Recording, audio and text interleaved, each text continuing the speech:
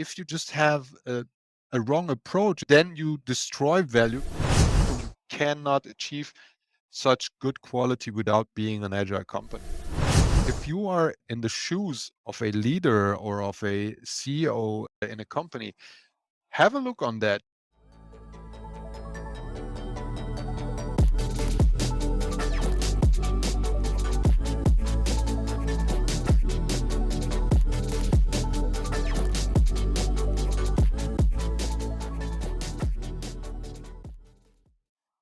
Hello, everyone. My name is Christian Moldenhauer. I'm Managing Director of Expert Powerhouse. At Expert Powerhouse, we're helping teams with on-demand consultant experts. I'm very excited today to have our first LinkedIn Live series talk, and I'm happy about that we're talking about agility. What a topic.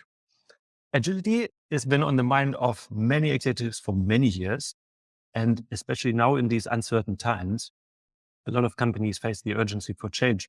So we see a lot of our clients looking for battle tests and how to improve their adaptability and speed. So if agility is important, then there must be some benefits to it. But really, what value can agility deliver? And what are the tangible benefits of becoming more agile and having an agile organization? That's what we're going to talk about today. And I'm excited to speak with Sevan Hambarsoomian. Sevan worked for renowned consulting companies like Accenture and KPMG on many agile transformation projects. He is now having his own company, Smart DeVision, that helps companies exactly in that field of agile transformations. So Sevan, welcome on stage. Thank you, Christian. A pleasure to be here. Yeah, amazing. And great to see you. So Sevan, today we want to do the real talk. So I would say, let's just get right into it. And hands down, can agile transformations deliver value? Yes or no? Absolutely. I mean, it can deliver value, but also it can destroy value on the same time. It depends always how the setup in the project is, and if you define agility right and use the right frameworks and create the right roles and responsibilities in projects to really have a good outcome. And then you can create value. But on the other hand, if you just have a wrong approach and you're just only talking about being agile and do not really implement agile structures and frameworks within your company, yet then you destroy value because you pay a lot of money for being agile, having agile consultants, having agile coaches on your project, and a lot of other consultants and developers, for instance, and then things go wrong and it costs a lot. So it always depends, right? If you do it the right way, then you create value suddenly. If not, you destroy a lot of value. But it's great you say basically there are benefits. So otherwise, we're probably at the end of the session already. Absolutely. So let's get in some more details. So what are actually tangible benefits for agile organizations or from having agile organizations? Yeah. So one tangible benefit that you have for sure is the cost. So if you have a digital transformation project, let's say you are a large DAX company and you're trying to implement a new CRM system such as Salesforce or another one, you have tangible benefits if you really work in a agile manner because you save costs, right? And working agile means in the end of the day that you have teams and teams work efficient together and these teams have really a specific purpose. They have goals to create value for the customer, value for the end user. But you need to understand how to define these goals, how to coordinate these teams, because as you know, if you are working for a small company or a small startup, working agile is not a problem. But when it comes to bigger companies and scaling up large teams, then you are confronted with challenges. And agile frameworks such as SAFe really deliver results for that, how you can work in an agile fashion and really create then value for the customer or the users in your company. So you're saying that there are multiple concepts out there, and of course, it's a big word, agile. Everyone's talking about agile these days. Absolutely. How would you define agility in 1 to 2 sentences? So agility means having teams working together efficiently, and they constantly create results and outcomes. And then you go there, and this is actually the idea of having smaller sprints, which are a week or two. And then you look on your results and you have a retrospective and you talk about the results. Is this something that we wanted to achieve? And if yes, good. If no, what can we do to improve? So one sentence is having teams working efficiently together, regularly having outcomes.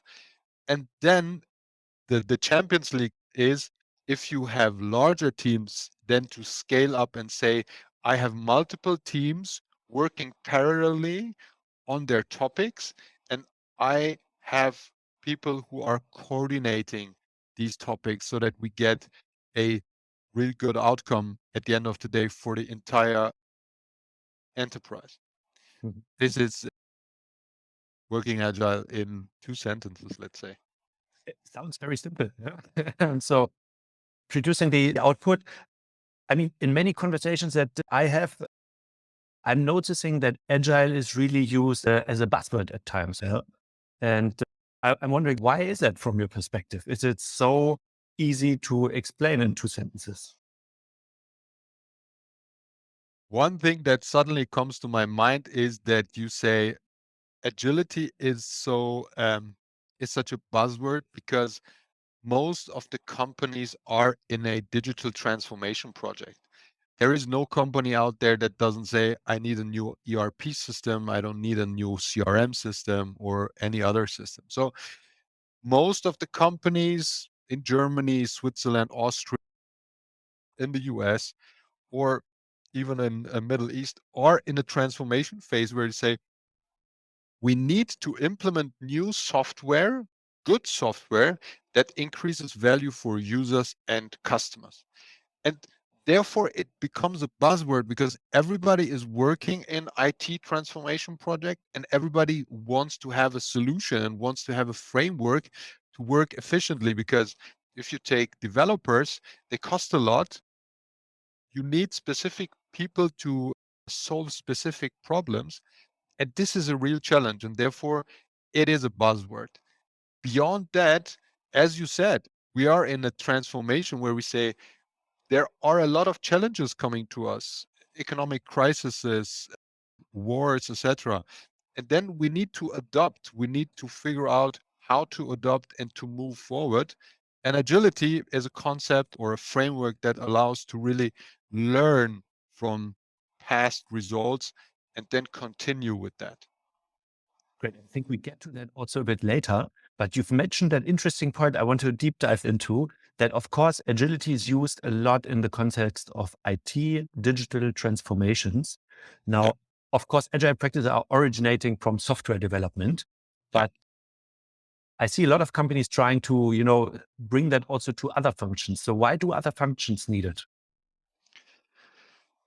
That's a good one, Christian. And to be honest, I have a lot of experience in digital transformation projects. I know what to do in digital transformation projects when I work with developers, when I work with architects, when I work with other product managers. I can tell you why in such a setup agility is important. To be honest, I can't tell you right now if a finance department needs to be agile, except they are introducing a new software. So let's say finance department introduces SAP HANA, then for sure. But again, so there is a tight connection between having a new IT solution in your company and transforming your processes as well. So let's say you have a finance department introducing a new software. then you rethink again the processes and then figuring out, does it make sense to have the old processes that we have established 20 years ago to use it with the new software? It might be not the right approach. Therefore, then such a finance department or a marketing department needs to be also agile in terms of changing old processes and create new ones. I mean, taking that a bit further, so there are finance, there are other functions, of course. What would be a good example of an agile organization? Do you have one So that you can share with us? you want to have company names. I mean, when I think back the time that I worked for Accenture, I can for sure say that Accenture is an agile company, and the Accenture DNA is really agile because at the end of the day, you have to organize more than 200,000 people in projects. Therefore, you need to be agile. If I think about a company that creates software and hardware, Apple is for sure an agile company because Apple really focuses on customers and is really customer centric and thinks about what does a customer need to really enjoy working with my software or using my hardware. So if I take an example with Apple, so my little daughter is 3, knows how to open the camera and take pictures without having my password on that. So this is how simple Apple creates hardware and software at the same time, and you cannot achieve such good quality without being an agile company. And are there specific elements where you say this would make that company specifically agile? So I guess the question behind it is, if I put myself in the shoes of a company leader at a larger corporation, how do I know if my organization is agile enough already? One fun part is, I mean, there is no digital transformation project that I saw at the time as consultant for Accenture and right now, where I talk with clients and clients really focus on deadlines, planning, and budgets. And this is something which for sure needs to be done because we need to have an understanding of the milestones and we need to understand where we go in a couple of months. We need to understand also how much we need to spend.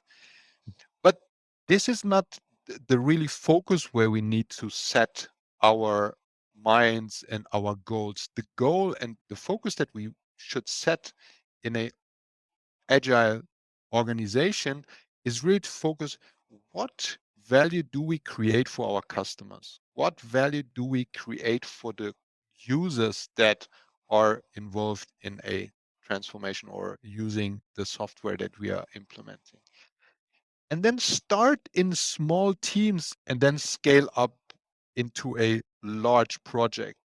Most companies come and say, yeah, we have a budget X, and this budget X we are spending because the idea behind that is if I don't spend the budget this year, I might get the budget next year. So therefore, really, if you want to become agile, the expectation shouldn't be that you become agile within the next 3 months or next 6 months. No, becoming agile is something where you really start in small teams and figure out what the best way for you is to continue there. And this is a characteristic. If you are in the shoes of a leader or of a CEO in a company, have a look on that. Where do you start? Do you start and say, I bring XYZ, who is the super expert in being agile? Or do I start in small teams, bring maybe in some experts, and then start to scale up the experts so that I really understand what the DNA of agile is and what the DNA of my company is and where I need to go there? Mhm. So where do you think typically those agile transformations start if you set it up? And also, you mentioned it might take a bit long because it's a mindset shift. How long does it take to become agile as an organization? Yeah, tricky questions that you have. I can't tell you. I mean, one thing is for sure, the smaller your company is, the quicker you can become an agile organization. The less people you have to take with you into a agile transformation journey. The bigger your company becomes, the more difficult it is, because then you have more challenges with larger teams, etc. Mhm.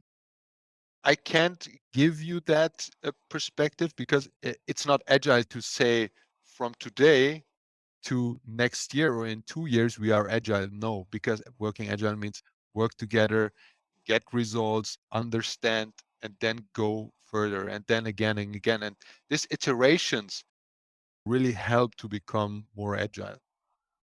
It's an iterative process. And who would typically start that process? How do you see that happening in companies? Is it more like a grassroots initiative, or is it basically coming top down from the board that says we want to be an agile company in 5 years? Maybe, with the time boxing I just learned, it's more like an incremental thing. So how would you describe that starting point? You see different paths. So there is no path where you say, I just saw small teams, let's say the IT are starting to work agile, and then it really spreads in the organization, right? There are companies they're working in that manner. They say, yeah, we have an IT department. They really work agile. They really understand what agile frameworks are. They really work with the Scrum framework, etc. And then sometimes it spreads that the entire organization then becomes agile. But in such a case, you need also a leadership team that says, I want to embrace agility in my company, and I want really not only my IT department to be agile, I want to go further and say, okay, IT department is the first step, or is the first area, because most of the IT teams that I met know what agile work is, they know what agile frameworks are, they know what DevOps is, etc. So then you can say, okay, I have first results, I have first teams that I understand how to work agile, and then for sure you need leadership to say, I go further and take the next department and the next teams, and really try to spread this idea around the organization. And practically, how do you make it happen? So is it basically you give everyone in the leadership team a safety training first to kick it off? Do you have, just bringing experienced Scrum Masters in? So is there a recipe basically how you can quickly move into becoming more agile? Yeah. Um, there are milestones. If you look into the SAFe methodology or the SAFe framework, scale agile framework, you see a roadmap with milestones that you need to undergo to become an agile company. Training is something that is always valuable. If you say, I bring in 1, 2 really agile coaches, they really enable people to become more agile, and then go out and train other people. This is always valuable. But it takes time, and it takes really an initiative from the leadership team. And the leadership team also needs a mind shift, because if you as a leader, you don't need to spend really much time. But if you as a leader really go into calls where other people work agile or in agile teams, then these teams really become a purpose and really a feeling. Oh, the work that we do is super important, because the CFO was there 2 minutes, said hi, asked questions, and went out. And this spreads around the company, because I see, oh, they are working agile. The CFO is really interested in that.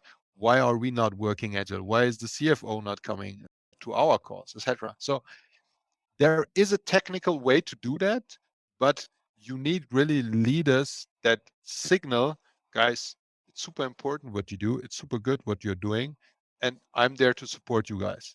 And this is, I think, a good starting point if you want to turn your company into an agile organization. I like that way that you almost describe it as a change curve. Do you have some other examples that you can share with us on how to basically bring that leadership team on board. I could imagine, changing the ways of working. There is not everyone happy about such a change, and maybe people also have fears. They need to get used to Absolutely. the new style of working. So how to best manage that change and bring everyone on board? Yeah. One thing that is super important is that, I mean, I often see leaders being in calls and presenting something, right? Because they have this feeling, or they think their duty is to give information and knowledge to the people. This might be reasonable in specific calls, but if you are in an agile transformation journey, you need also to leaders go just into calls and ask questions and really try to understand what people need to become more agile. Sometimes people just are scared to make decisions because one important value of agile teams is to really enable teams to make decisions, right? And most times, if you're a big company, you say, I don't want to make a decision. I give the decision up into the chain. There is somebody head of something. He or she makes a decision and it comes down, and I will implement that. And this creates super inefficient processes. And being a leader, to be there and asking questions and try to understand, why is this person not making the decision, without blaming someone like not making the decision, but understand and giving this person the certainty to say, if you're doing decisions, it's fine. And if this is a decision where I think we might change that decision, it's also fine, because at the end of the day, we don't know for sure. We don't have the right answers for everything. So we're trying to figure out what the right answers are. And really having leaders to go into calls, go into meetings, and really to figure out, okay, what are these guys doing? What are their pain points? We're always talking about figuring out the pain points of our customers and clients, but really also try to find out the pain points of your teams. How can you enable them? And this is, I think, one starting point. And if CEOs listening or head ofs listening, try that. Go into calls, try to ask questions, and try to make things happen for your teams. And then you see that teams will change because they see, wow, my head off is in a call. He's asking me what he can do for me, and he does things for me. Unbelievable. And people start to run and do crazy things that you wouldn't expect. Very inspiring. And thanks for sharing. Are there specific examples where you say, like, this was a meeting or so where that person asked a question and that was the killer question, and afterwards everything got better? Or is it more like a gradual change? What are some tips that you can share with us? I had one pillar lead. She always came and asked questions, and she asked really questions to figure out how she could enable me. And she took that question and said, I am the person who is responsible to make sure that you get all the information and everything what you need to solve this issue that you have on your table. And she was asking, taking it with her, and promising to deliver, and she delivered. And if she couldn't deliver, she said, look, Sevan, this is complicated. I need to talk with this person and that person, and I will come up with a solution for that. And that really gave me the impression what I'm doing here is important. And the more important thing is, if I have challenges with my team, there is someone who is taking responsibility and helping me to solve the questions that I and my team can't really solve. And that was super inspiring and super. Great example. And just basically, before we open it up, I think it's been a really interesting discussion so far. Maybe we're talking now about a lot around becoming more agile and that it has tangible benefits, but asking maybe also the negative question. So what basically happens if you do not make your organization agile? So what's there to lose? There are many company leaders say, well, despite all those tangible benefits we've just discussed, I don't need agile. But Yeah. basically, if you stick with that mindset, what's there to lose if you don't make your organization agile? In German, we say, wer nicht mit der Zeit geht, der geht mit der Zeit. So if you're not moving, you will disappear or become less important in your market, in your industry, or in your niche. So you need to improve and you need to be really competitive over time. And we see that the world is changing so fast and so drastically that competition is not anymore in Cologne, in Germany, and Europe. Competition is all over the world. So I'm talking sometimes with mid-sized companies, with companies that create specific things that you never thought about it. They're producing filters for large ships, transporting ships, and you've never thought about things like that. And you're talking with them and they say, yeah, the competition in Far East is so strong.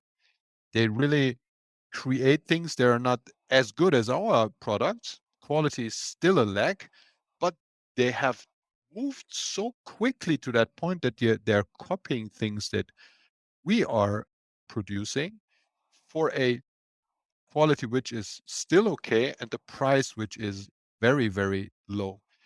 And and I mean, we need then to figure out, okay, we have this competition, and this competition is not really in our country or in our borders where we have a common understanding of law, let's say in Europe or in the US or in Great Britain. No, the competition is different. I mean, I think it's super difficult to really going for a lawsuit for a Far East company that is somewhere offshore, right? And then you need to think about your customer and say, okay, there is this competition, and this competition is really coming closer to me. But what can I do in terms of helping my customer to solve his problems? And thinking about your customer and what value you can add for your customers to really being able to move forward. And I think this is very crucial that you say, world is changing very drastically, very rapidly. How can I adapt to these changes? And how can I make sure that my customer is really the one that I am focused on? And therefore, agile frameworks are helpful. Thanks for sharing. Now, before moving to the Q&A, let's think about 2 to 3 things, small things maybe, without starting an agile transformation. So also for people who say, I might not need it, but also for people that want to embrace agility, what are 2, 3 things on a daily basis that you could do to get agility started without starting a large transformation program? What would be your tips? Yeah, absolutely. And this is also something where I agree that agile concepts are sometimes very technically, because it's technically described what roles there are, what events they are, what to do in what time, etc. So I had to be honest at the beginning when I was reading the Scrum framework from scrum.org, I have the challenge that it sounded a bit strict to me. And it, then you go back and say, okay, we as people or we as humans are from our DNA agile, because we needed to learn, adapt, and move forward. If not, we would be killed by a dinosaur or whatever. So, therefore, one thing that is really important is to have regular meetings with your teams. That can be on a daily basis where you say, I have something like a daily stand up or a half an hour meeting where I talk to my team on a Monday and say, guys, this week I have the following priorities. Priority 1 is I want to achieve that. Priority 2 is I want to get an answer on this topic. And priority 3 is I want to align with this other team. And then the entire team is really focused and knows what their priorities are for the week. Because we humans are really focused on goals. And if we see the goals or the priorities for this week are the following, we are saying, okay, we have these 3 priorities that Sevan gave us on Monday. We're focusing on that and plus everything what else is coming in the week. This is the first thing that I can recommend, setting priorities on a Monday that everybody understands what to do. The second thing is if you are in a call or in a meeting with someone in a team, either it's your team or it's another team that you need to figure out things to get results, ask always, what can I do for you? How can I help you? How can I support you? That really says, I'm not just asking you to do a favor for me. I'm not asking you to deliver something. I'm also asking, can I care for you? Can I do something for you? Do you need, for instance, a documentation or something that is valuable for you? That's the second thing. So always asking your teammates and also other teams if you can do something for them, but then also please deliver and do things. Like the pillar lead that I had, she always delivered. And the third thing, what is really important is really go and take your time at the end of the week, sit down with your team, talk about things that went good and also things that didn't went good, and don't blame the people and say, look, that what you did wasn't good. No, say, hey, we did this that week. Next time, I wish that you will do it that way, right? Because I had super often calls with colleagues from Far East. They created documentations, and that was sometimes from the quantity, a lot of things that I had to go through. And they sent me an email with people in CC that was confusing me and saying, okay, please approve that. And I said, guys, next time, please come to me. Let's sit together, describe it to me, and then I will go through it, approve it, and then give you the approval. Let's do it not that formal, right? This is only one example for that. But the third thing really is at the end of the week, sit down, talk about things that went well, give also good news and say, guys, I really enjoyed that we did that and that. And also say, next time when we have such a challenge, please, let's do it that way. So 3 things at the beginning of the week on a Monday, set priorities. Best way would be 3 to not over killing your teams with too many priorities. The second thing is ask people if you can help them, do them a favor, try to solve their problems, try to support them with things that you can do. And the third one is at the end of the week, sit together, talk about things that went well, and also talk about things that you wish to be better in the next weeks. Great. 3 very practical tips, I would say, Sevan. Thanks for sharing. With that, I would also open it up for Q&A and would encourage everyone, if you have questions, please post them in the chat so we can see them. There have been some questions that came through already, and I probably just starting with that first question. So there is this question around, is there a framework that can help to test the agile maturity of my company? How do I know if I'm sufficiently agile? There are frameworks and there are questions that you can use to understand where you are in terms of agility. If you don't mind, go to the SAFE page, Scaled Agile Framework, and just look over the page. I don't want to make too much advertising for them, but what they do is really they help to scale up. I mean, first of all, they do certifications, yeah, but they help really up to scale up larger teams, and they have questions which you can answer and you can go through, and then you figure out how agile your company is.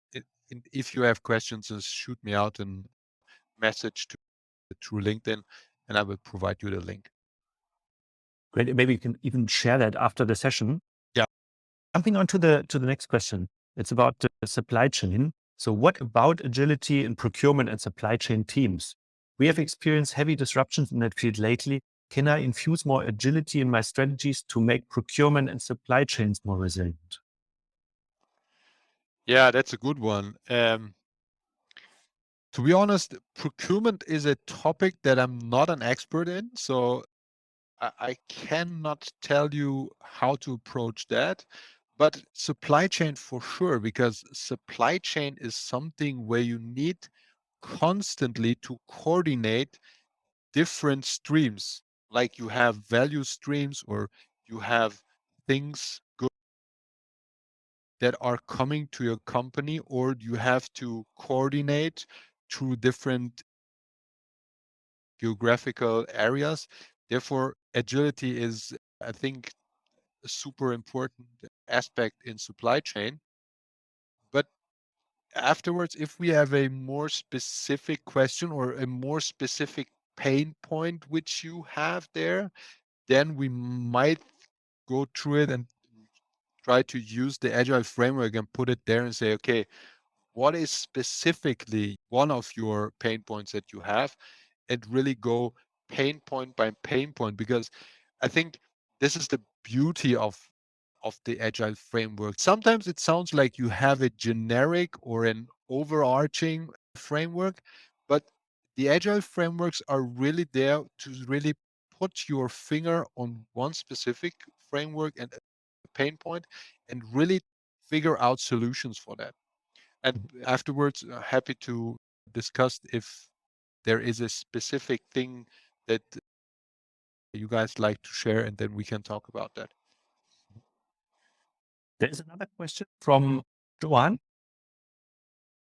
I think it's a bit out of the train of agile. So speed or perfection, acting fast or quality first? Yeah, that's a good one. That's a good one.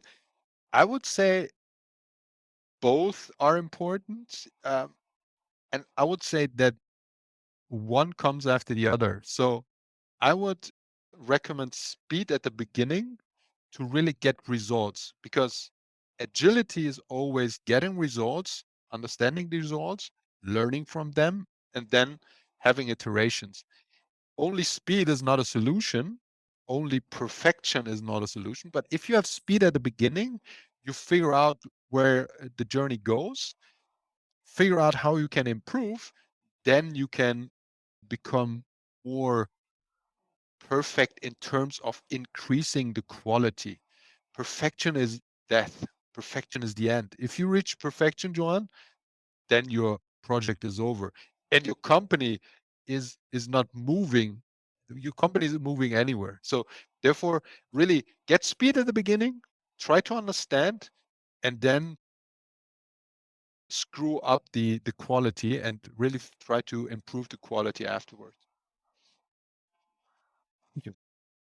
Maybe another one, taking a bit more on an organizational view from Julian.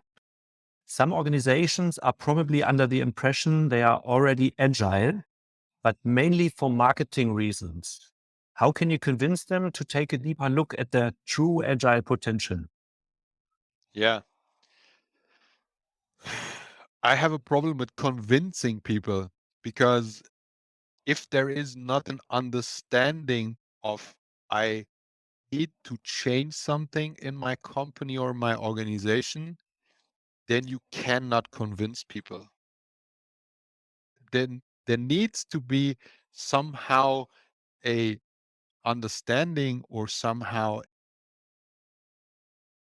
an understanding there that the company says, yeah, maybe we can do something to become more agile. And if the company says we are agile and we do not need more agility in our company, then it is what it is, right? You cannot convince people to become more agile. The time will tell them that they're not agile, but I wouldn't convince anyone. Very pragmatic there. Maybe last question coming in from Razul. Thanks for the great discussion. I was wondering what other key leadership skills and techniques do you think would be helpful to initiate and sustain the process of becoming agile? There are a couple, Rasul, and I can also share afterwards the values that agile frameworks embrace there. So one value is to enable teams to make decisions. And this is one thing that really helps, because if the decision chain is moving up to a head off and then making the decision and then going the chain back, it's super inefficient. One pragmatic way is to enable your teams to make decisions. It doesn't mean that the decision is the right one and the decision is not something that you say afterwards, no, we do it different because of this and that.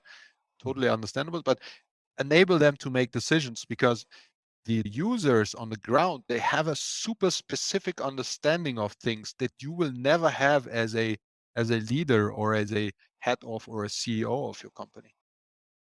And also encourage your people to do things, because sometimes we are trying to reduce risk by not making decisions.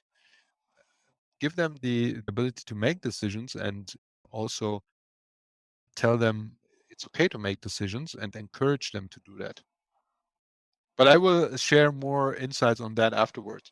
Also, Great, Sevan. I think it's a nice comment also to finish our conversation. Give credit to your teams, give responsibility to your teams. It was really great to have you here today. Super interesting discussion. Yeah, I think we learned a lot about tangible benefits for agile organizations. At least for myself, take some good points away, especially around agile and fixed structures, how to set course, how to have also a couple of tips ready to give to people. So thanks a lot. I'd say let's keep in touch on the topic, as we may revisit it at the beginning of the year, talking maybe more about functions also. That was a great topic, of course, and also see if there are companies that have started their agile transformational journey by then. And of course, everyone, I'd like to invite you to follow our LinkedIn page for the next live event, which will come up in a couple of weeks. And of course, there are many interesting speakers also lined up for you. So don't miss out on that. I'd like to thank you, everyone, for joining us today. And of course, I wish you a great and successful day ahead. Take care and see you soon. Bye bye. thank you, Chris, and having me, and also happy to share my understanding and knowledge on being agile. Have a good Thank one. you, Sirhan. Bye Bye. bye.